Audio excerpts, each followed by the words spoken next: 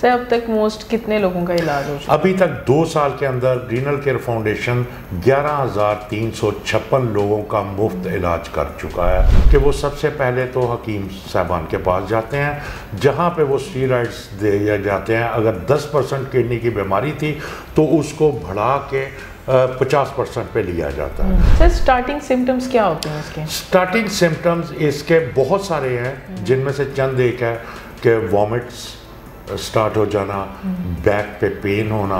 Pain killers हमारे यहाँ पे मुआशरे के अंदर ऐसे खाई जाती हैं जिस तरह उस के पेनाडोल है, पोस्टोन है। ये ज़रा सा सर दर्द हुआ, किसी बाजू में दर्द हुआ, हम लोग पेन किलर्स ले लेते हैं, गोली बन जाएगी। यस, हमने रीनल केयर फाउंडेशन का बुनियाद सिर्फ इस बुनियाद पे रखा था कि हम लोग यहाँ पे गरीब और मुस्तहिक लोगों का बिला मुआवजा इलाज मुआवजा कर सके। एक मरीज़ का जो अखराजात हैं इस डायलिसिस का प्रोसीजर करवाने पे महीने के, वो तकरीबन 70 से 80 हज़ार रुपये आता है, जो कि एक आम आदमी के बस में नहीं है कि हम अपने फैमिलीज़ के अंदर अपने बच्चों का, बीवी का, भाई का, बाप का ये एक रूटीन बना लें कि हमने 6 महीने या 1 साल के बाद उनके टेस्ट ज़रूर करवाने हैं। इसको विज़िट करें, हमें आपसे कोई चीज़ नहीं चाहिए। जब आप तसल्ली हो जाए आपकी कि हाँ वाकई आप लोग ये काम अच्छा कर रहे हैं, तो फिर आप डोनेशन का काम स्टार्ट कीजिए।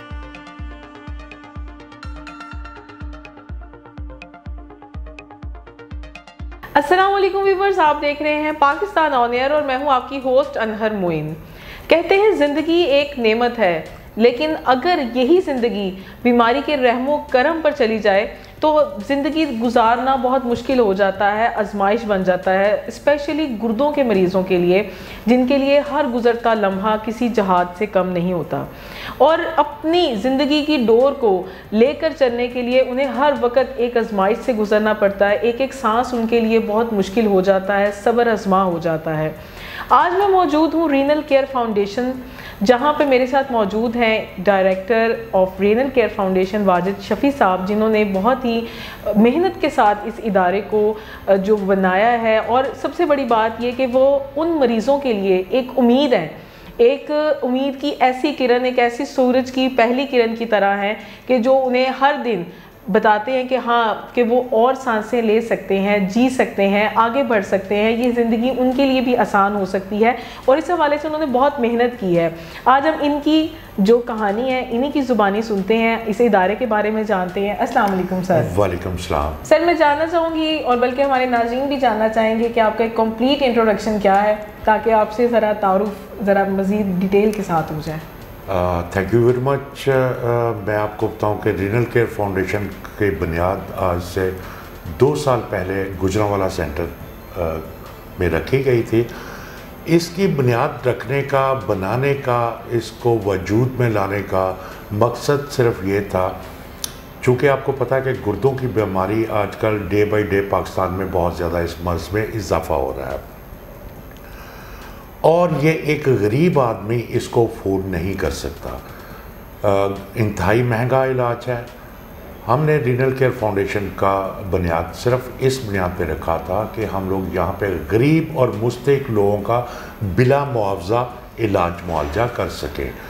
चूँकि लोगों के पास इतना महंगा इलाज है कि एक डायलिसिस जो है वो तकरीबन 6,000 रुपये का होता है और एक मरीज़ को हफ्ते में 2 बार इस अमल से गुज़रना पड़ता है। लिहाजा एक मरीज़ का जो अखराजात हैं इस डायलिसिस का प्रोसीजर करवाने पे महीने के, वो तकरीबन 70 से 80 हज़ार रुपये आता है, जो कि एक आम आदमी के बस में नहीं है। रीनल केयर फाउंडेशन में अल्हम्दुलिल्लाह state of the art facility है। आप देखें कि मैं इस चीज़ को हमेशा क्लेम किया करता हूँ कि पाकिस्तान के अंदर रीनल केयर फाउंडेशन, जो कि एक खैराती इदारा है, जो कि एक ज़कात और सदक़ात पे हम चला रहे हैं, उसका म्यार किसी भी तरह से इंटरनेशनली हम देखें या नेशनली देखें तो किसी तरह से भी कम नहीं है। एक स्टेट ऑफ द आर्ट है और मैं क्लेम किया करता हूँ कि पाकिस्तान का ये सबसे साफ़ सुथरा और अच्छा इदारा है, जहाँ पे एक इंतहाई अच्छा इलाज हम कर रहे हैं। सर 2 साल पहले आपने स्टार्ट लिया इस फाउंडेशन का, क्या माइंड था, क्यों लिया, क्या एक आइडियोलॉजी क्या थी, किस चीज़ ने आपका ध्यान इस तरफ किया कि एक फाउंडेशन बनाई जाए, वो भी स्पेशली फॉर द डायलिसिस? वो जिस तरह मैंने आपसे पहले अर्ज़ किया कि गरीब आदमी ये इलाज मुआवजा बाहर से नहीं अफोर्ड कर सकता। लेकिन सर वो एक चीज़ है, लेकिन मीन की बहुत सारी ऐसी फाउंडेशन है जो डिफरेंट थॉट्स पे काम कर रही हैं, और ज़ाहिरी बात है वो बहुत सारे गरीब नादार लोगों के लिए स्पेशली ये फाउंडेशंस ली जाती, लेकिन इसी एक थॉट को क्यों चूज़ किया? चूँकि पाकिस्तान के अंदर इसकी गुर्दों की बीमारी में रोज़ बरोज़ इजाफा हो रहा है, और बाकी जो तंजीमें हैं या ऑर्गेनाइजेशंस हैं, जिस तरह आपने कहा कि NGOs हैं, वो कुछ थैलेसीमिया के रिलेटेड हैं, वो भी बहुत अच्छा काम कर रही हैं, कुछ हार्ट के मतलब हैं वो भी, लेकिन पाकिस्तान के अंदर जो किडनीज़ के रिलेटेड है वो इदारे बहुत कम हैं जो कि एक मुफ्त सर्विसेज दे रहे हों।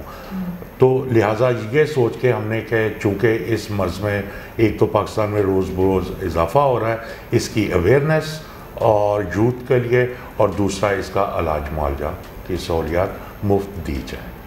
अच्छा सर, जब आपने इसको स्टार्ट लिया तो कितने लोगों से स्टार्ट लिया, और उसका आपको क्या मीन के बैकअप क्या मिला कि जिस फिर आपने एक और बनाया और अब आप लाहौर में हैं? जी, हमने सबसे पहले गुजरांवाला में अपना स्टार्ट किया, और जिस तरीके से मैं हमेशा एक चीज़ कहा करता हूँ कि जब आप कोई भी इस तरह की काम शुरू करते हैं कि गरीब आदमी के लिए और मुस्तहिक आदमियों के लिए, तो आपकी नीयत अच्छी हो तो अल्लाह ताला साथ देता है और आपके साथ एक कारवां मिलता जाता है।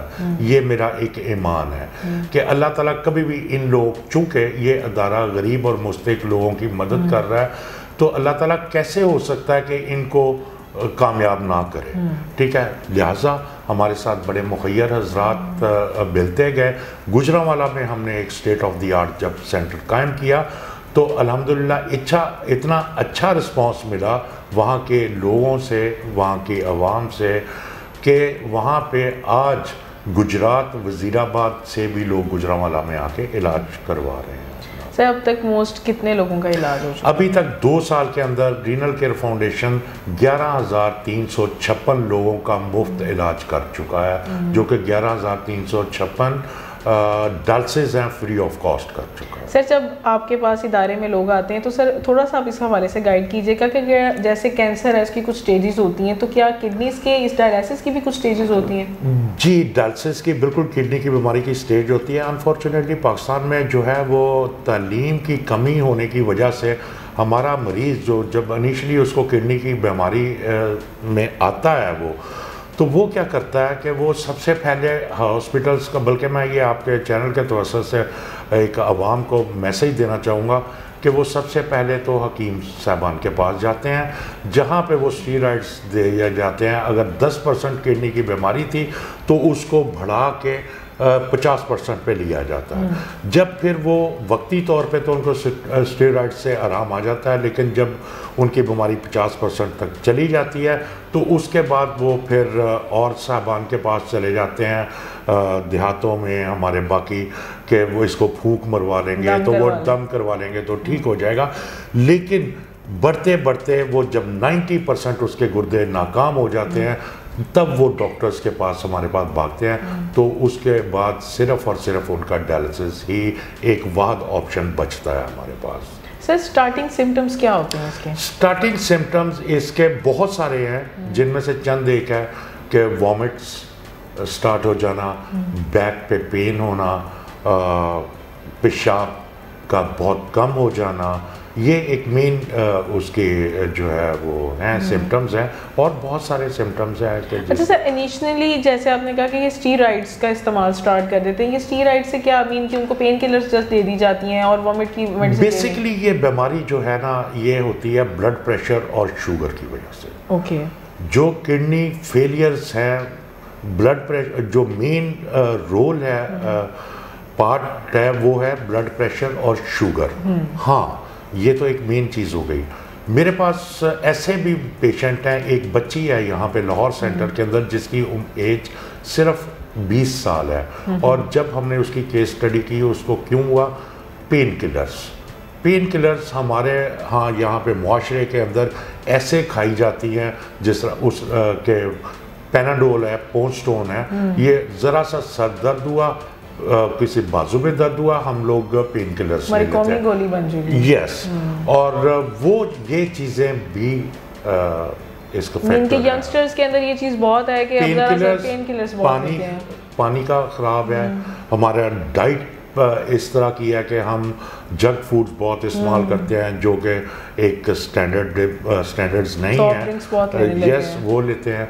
हाँ, ये चीज़ें भी इसके अंदर पार्ट हैं इसका, लेकिन मेन अभी तक जो है ये ब्लड प्रेशर और शुगर है। और उसकी वजह से ये भी मैं एक आम लोगों से कहना चाहूँगा कि हम अपने फैमिलीज़ के अंदर अपने बच्चों का, बीवी का, भाई का, बाप का ये एक रूटीन बना लें कि हमने 6 महीने या 1 साल के बाद उनके टेस्ट ज़रूर करवाने हैं। हमने मेन बेसिक टेस्ट उसके ज़रूर करवाने हैं ताकि इनिशियल स्टेज पे इस बीमारी पे काबू पाया जा सके। बिल्कुल, स्पेशली जिन लोगों को ब्लड प्रेशर या शुगर की बीमारी है, वो हर 6 मंथ्स के बाद ये किडनीज का टेस्ट लाजमी करवाएं, ताकि अगर आप इनिशियल स्टेज पर हैं तो इनिशियल स्टेज पर ही आपका जो है वो ट्रीटमेंट स्टार्ट कर दिया जाए, ना कि आप फिर डायलिसिस तक चले जाएं। अच्छा सर, बहुत सारे लोगों को जिनको बीपी या शुगर की बीमारी होती है वो परहेज भी नहीं करते हैं, दवाइयाँ खा लेंगे और दवाइयाँ खा के समझेंगे कि ये यही परहेज है। बस यही मेन वजह बनती है कि फिर उनके किडनीज आहिस्ता आहिस्ता ख़राब होती हैं कि हम लोग का अगर ब्लड प्रेशर का मर्ज लाहिक हो गया है तो हमें उसी वक्त फ़ौरन से पहले उसकी मेडिकेशन शुरू कर देनी चाहिए। हम वेट करते हैं, अच्छा कोई बात नहीं, शुगर है अभी बॉर्डर लाइन पे है, कोई बात नहीं। जब ये कोई बात नहीं वाला सिलसिला आ जाता है तो ये फिर मर्ज डे बाय डे बढ़ता जाता है। अच्छा सर, थोड़ा सा गाइड कीजिएगा कि बीपी एंड जो शुगर पेशेंट्स हैं उनका डाइट प्लान क्या होना चाहिए जिससे वो किडनी जैसी जो एक मूजी मर्ज है, ख़तरनाक बीमारी है, उससे थोड़ा सा अवॉइड कर सकें और वो सेहतमंद रहें। ब्लड प्रेशर के अंदर तो देखें डिफरेंट ये मेडिकल ऑफिसर्स जो होते हैं वो मेडिकेशन दे देते हैं, टैबलेट्स दे देते हैं, डाइट जो है प्लान बना के दे देते हैं। अगर उनको कोई भी मेडिकल ऑफिसर, डाइटिशियन है, मेडिकल ऑफिसर है, वो जो भी मेडिसिन एडवाइस कर रहा है उस पर अमल किया जाए तो उसको कंट्रोल किया जा सकता है। अच्छा सर, नेक्स्ट अब आपके क्या गोल्स हैं रिगार्डिंग रीनल केयर फाउंडेशन? हम लोगों ने गुजरांवाला के बाद लाहौर सेंटर बनाया, लाहौर के बाद फैसलाबाद में बनाया। अब इंशाल्लाह अल्हम्दुलिल्लाह के अल्लाह के फजल से हमारी कोशिश है कि हमारे साथ बहुत सारे मुखय्यरज़ात भी हमारे साथ तावन कर रहे हैं, बाकी अवाम भी कर रही है हमारे साथ तावन। तो हम अभी इसको मज़ीद पंजाब के मुख्तलिफ शहरों में लेके जाने का इरादा रखते हैं। जी बस, तो मैं इस वक्त मौजूद हूँ रीनल केयर फाउंडेशन के शहजाद कैसर साहब के साथ, जो कि यहाँ के इंटरनल अफेयर्स भी देखते हैं, इसकी जो लिंकेजेस हैं, मीडिया है और जो भी मामलात हैं वो ये हैंडल करते हैं। इनसे बात करते हैं। अस्सलाम वालेकुम सर। वालेकुम सलाम। सर, थोड़ा सा तारुफ आप थोड़ा सा अपना खुद करवाइएगा। मेरा नाम शहजाद कैसर है और I am working here as head of external affairs and linkages, जिसका बुनियादी मकसद ये है कि जितने भी इदारे हैं हमारे, उन लोगों को ये पता चले कि रीनल केयर फाउंडेशन है क्या। नंबर 2, इसकी फ़ंड रेजिंग कैसे करनी है, इसको प्रमोट कैसे करना है मीडिया के अंदर, ताकि हम लोग मैक्सिमम लोगों तक जा सकें। इसके साथ साथ जो असल चीज़ है मैं समझता हूँ वो ये है कि हम लोग सेमिनार ऑर्गेनाइज़ करते हैं कॉलेजेस, यूनिवर्सिटीज़ के अंदर, ताकि इसकी अवेयरनेस हो सके बच्चों के अंदर। जो यंग जनरेशन है उनको नहीं पता कि वो किस तरफ जा रहे हैं, बीमारियां कौन सी हैं। हम उनको अवेयर कर रहे हैं कि इन सारी बीमारियों से बचना कैसे है। खाली ज़रूरी नहीं कि ये रीनल केयर की ही बीमारियां हों या किडनीज़ की बीमारियां हों, और बहुत सारी बीमारियां ऐसी हैं जो बच्चों को लाहक होती हैं लेकिन उनको पता नहीं चलता, और वो तब पता चलती है जब वो अपने मेडिकेशन या टेस्ट वगैरह करवाते हैं। तो हम ये समझते हैं कि 2-4 जो एंगल हैं, इस एंगल को लेकर अगर हम चल पड़े तो हम इस बीमारी को ख़त्म भी कर सकते हैं with the passage of time.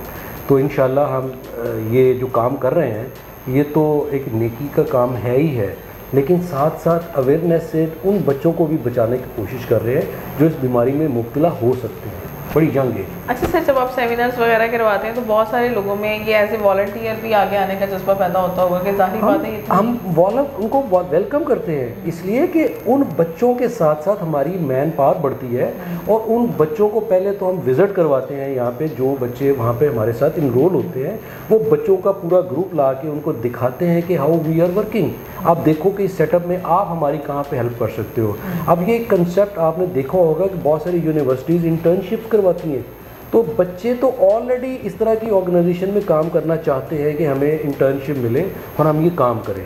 तो हम ये जब सेमिनार्स करते हैं तो बच्चे वॉलंटरीली हमारे साथ अटैच होते हैं, इवन हमारे मेंबर्स बनते हैं और वे ऑफ एंड ऑन हमारे इदारे में विज़िट करके बच्चे इन पेशेंट्स के लिए गिफ्टिंग भी लेके आते हैं, फूल लेके आते हैं और अपना मोहब्बत का इजहार करते हैं उसके साथ। माशाल्लाह। अच्छा सर, यहाँ पे ब्लड डोनेशंस भी रिक्वायर्ड होती हैं? यहाँ पर ब्लड डोनेशन रिक्वायर्ड नहीं होती क्योंकि ये किडनी की समझ लें आप जो पानी है उसका एक्सेस जो होता है उसको निकालने की कोशिश करती है, इसमें ब्लड की ज़रूरत नहीं होती। अच्छा, मोस्ट ऑफ क्या चीज़ यहाँ पे बहुत ज़रूरी होती है कि ये एक पार्ट मौजूद होगा तो मरीज़ों के लिए बहुत आसानी हो जाएगी? देखिए पार्ट तो बहुत सारी हैं क्योंकि मेडिकेशन है इसके अंदर डायलिसिस मशीन है और बहुत सारी ऐसी चीज़ें हैं जो जब तक ना हो वो इलाज नहीं स्टार्ट होता।